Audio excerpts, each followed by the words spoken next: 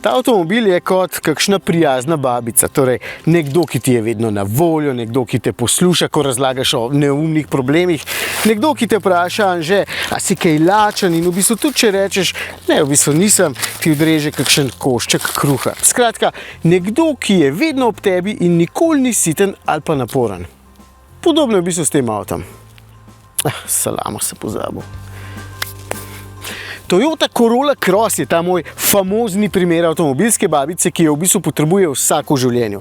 Se vem, mogoče vam svojo obliko ne pade takoj v oči, ampak se vam tudi babice v mestu veliko manj kot pa kakšna prsata blond...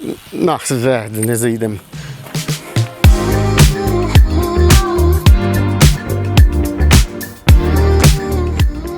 Večina voznikov v vožnji prav zares ne uživa v takšnem smislu, da komaj čakajo na novo požiranje kilometrov. Jaz sem takšen in najbrž še kakšnih 16 ljudi v Sloveniji, no, od tega smo 3 že pri volanu. Velika večina pa ima avto samo zato, da se z njim vozi v službo, pa po opravkih, pa seveda, da greste lahko na dopust. Zato je zelo pomembno, da avto zmore vse in da pri ničemer ni preveč izrazit. Najboljši za večino je torej avto, ki je prijetno nenaporen, ampak tako, da ga komaj zaznate. In takšna je Corolla Cross.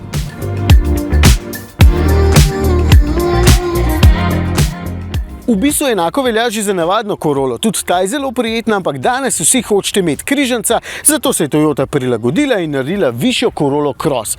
Zdaj je ravno sveže prenovljena, ampak oblika sploh ni njena prva vrlina. Pravzaprav ima toliko ostalih vrlin, da se tukaj sploh ne bom ustavljal, ker je tole eden najbolj prijetnih avtomobilov v svojem segmentu.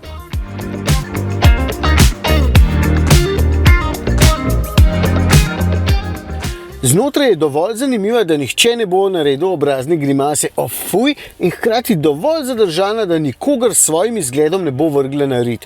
Je pa raje dobro izdelana, materiali so fini, nič ne škripa, predvsem je pa zelo sposobna. 2 odlagališči za telefon ima, levo, kadar želim polniti, pa desno za takrat, kadar ne rabite polniti telefona. Pa vrtljive gumbe, da boste recimo tudi z rokavicami po zimi lahko upravljali avtomobil. Stranski ogledali sta nameščeni malenkost niže, zato je pogled takole v stran precej dober, krasna pa je preglednost v bistvu naprej. To so vse stvari, s katerimi se pri specifikacijah težko pohvališ, v praksi so pa zelo kul. Stranska vrata zadaj se odpirajo zelo na široko, ta vstopni prak je komaj zaznaven in to pomeni, da je v tem avtu veliko udobja tudi za potnike zadaj, ne samo spredaj. Obenem je precej velik tudi prtljažnik, zato je Corolla Cross lahko prvi avto v družini, no lahko je pa tudi drugi, ker po merah ni preveč glomazna in nikakor ni štorasta.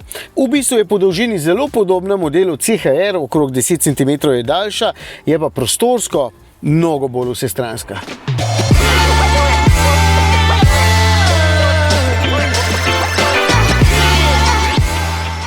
Tisto, kar je najbolj pomembno in tudi najboljši dokaz, da je za večino tole perfekten avtomobil, je vožnja. Podvozje in krmiljenje sta tako vrhunsko usklajena, da s Crossko lahko ovinke odpeljete tudi nekoliko bolj dinamično, tega najbrž prav veliko voznikov ne bo počelo, je pa zato toliko bolj pomembno, da je kombinacija super že pri normalni vožnji.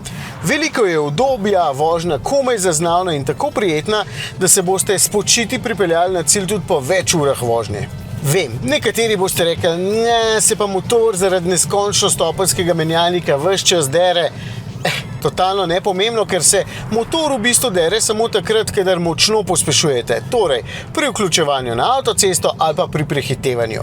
Oba manevra kvečjemu trajata nekaj sekund, potem je pa preostali čas ves sklop lepo tiho. In poraba je celo pri tej močnejši različici, pa kljub temu, da se vozim več ali manj samo po avtocesti, samo 5,9 litra, v mestu ali pa na podeželju pa vsaj še liter manj. Ja, to je v bistvu eden tistih avtomobilov, ki leti pod radarjem in to konkretno, pa je vseeno odličen.